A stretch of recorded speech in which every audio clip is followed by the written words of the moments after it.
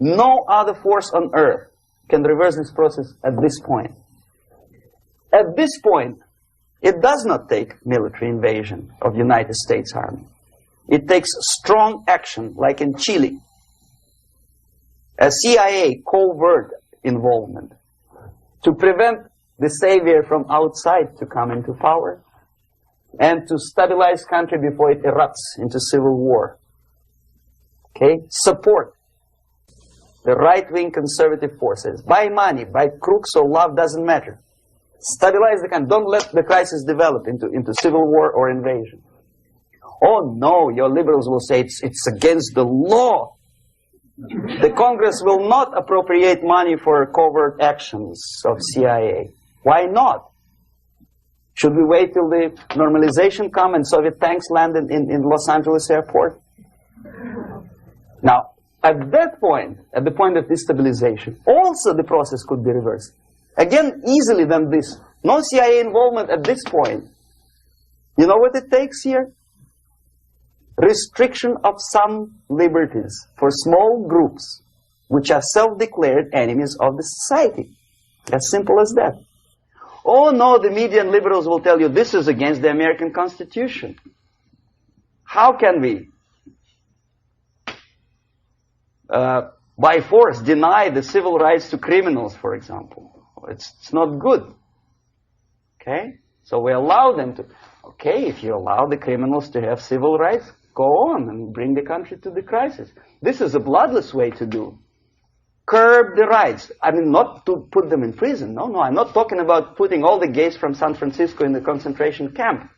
Do not allow them to take political force.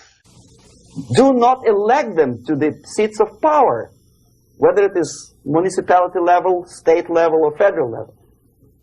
It has to be beaten in the heads of American voters that a person like that in the seats of power is an enemy.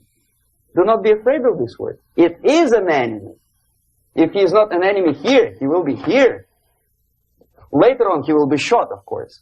But at this point, he is an enemy. Okay? You are doing great service by denying him a right to capitalize on his own crazy ideas and become a powerful man, a man who uses the seat of power.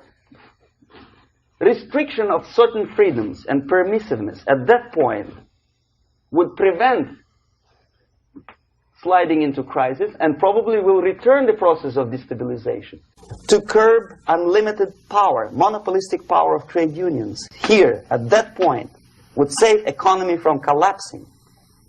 To introduce a law to stop private companies of raping public opinion's mind in the direction of consumerism. No company must have a right to force you into buying more unless you want it. There must be a law. You want to advertise your car? Okay.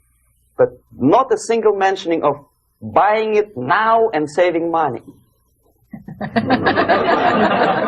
It must be against the law to force people to consume more. Self-restraint. Previously, before this process started, the self-restraint was a business of church, religion. Because our preachers, the fathers of church, would tell us, material values are good, but it's not the prime function of human being. Because you have to live with something. Obviously, the design for our life is not to consume more deodorants. There must be something greater.